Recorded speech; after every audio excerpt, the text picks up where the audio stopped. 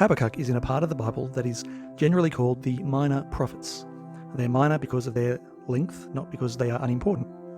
And the Minor Prophets tend to be among the least read or least known parts of the Bible. And maybe you have never even heard of Habakkuk before. So as we come to a book like Habakkuk, it helps a great deal to know a bit about the background, the history, the world in which Habakkuk the prophet lived. Now to start with, we'll go back a few hundred years to the time of King Saul, King David and King Solomon.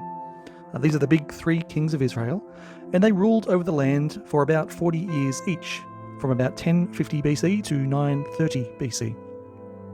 Now, at the end of Solomon's reign, his son Rehoboam became king. And right from the beginning, in 1 Kings chapter 12, Rehoboam tells the people of Israel that he will be a very harsh and unkind king. Of course, the people don't like the sound of that, and so this marks an important point in Israel's history where the kingdom is split into two.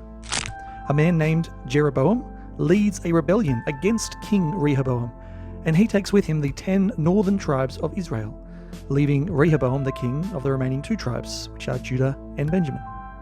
And from this point on, the northern kingdom of 10 tribes is known still as Israel, and the southern kingdom is now known as Judah. And so now there are 2 kingdoms, and both kingdoms take very interesting journeys over the coming generations. Over almost the next 200 years, Israel, the northern kingdom, goes through one evil king after another. In fact, all 20 kings of Israel's northern kingdom are said to be those who do evil in the eyes of the Lord. They never turn the people back toward God. And eventually, they suffer judgment and punishment for their evil and their sin. And in the year 722 BC, they are captured by the nation Assyria, who live to their northeast. And effectively, from that point in history, they cease to exist. The Assyrians ultimately bred them out of existence. They took the Israelite women as their wives, they had children, and generation by generation, they watered down their gene pool so there were no pure-blood Israelites left. As a bit of a side note, you may recall that in Jesus' day, there was a lot of tension between the Jews and Samaritans. The Samaritans were the descendants of these hybrid Israelite-Assyrian families. And so part of the tension between Jews and Samaritans in Jesus' day comes all the way back 900 years earlier when the kingdoms first split into 2. So in 722 BC, the northern kingdom of Israel is captured by the Assyrians, and you can read that story in 2 Kings chapter 17. Now, what happened in the southern kingdom of Judah over these 200 years? Well, Judah's history has a mixture of evil, neutral, and good, godly kings. By the time Assyria take over Israel in 722 BC, you would expect them to come down further and capture Judah as well. And they certainly prepared to do that. But at that time, the king of Judah is a man named Hezekiah. He is largely a good king who trusts in God, and especially in the face of the enemy of Assyria. And it is at this time that the prophet Isaiah tells King Hezekiah that God will protect Judah. And so one night, as Assyria is planning to attack Judah, God sends an angel to wipe out 185,000 of the Assyrian soldiers. And so after that, they all flee home and Judah is saved. And you can read that amazing story in 2 Kings chapter 19. Now, after Hezekiah dies in 686 BC, his son Manasseh is king of Judah for about 44 years. And then Manasseh's son Amon rules for about 2 years after him. And both of them were evil kings who ignored God. In fact, it was Amon's own servants who killed him after only 2 years.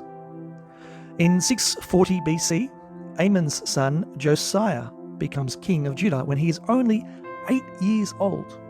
And he rules on the throne of Judah for 31 years. And he does a lot of good in his time. In 628 BC, Josiah begins to remove the idols and the false gods from the land and to lead people back to God. And while this is happening, over the next few years, in the far off in Assyria, they begin to decline as a powerful nation, and further to the east, Babylon begins to rise up. And Assyria and Babylon are largely focused on each other, and so Judah is left alone by their enemies. In 622 BC, Josiah pays some men to repair the temple in Jerusalem, after it had been neglected by Manasseh and Amon before. And during the repairs, they find a copy of the Book of the Law, which is likely what we now know as the Book of Deuteronomy in the Bible. After 46 years of Manasseh and Amon's evil reigns and their neglect of God's word, Josiah rediscovers God's laws and commands for his people.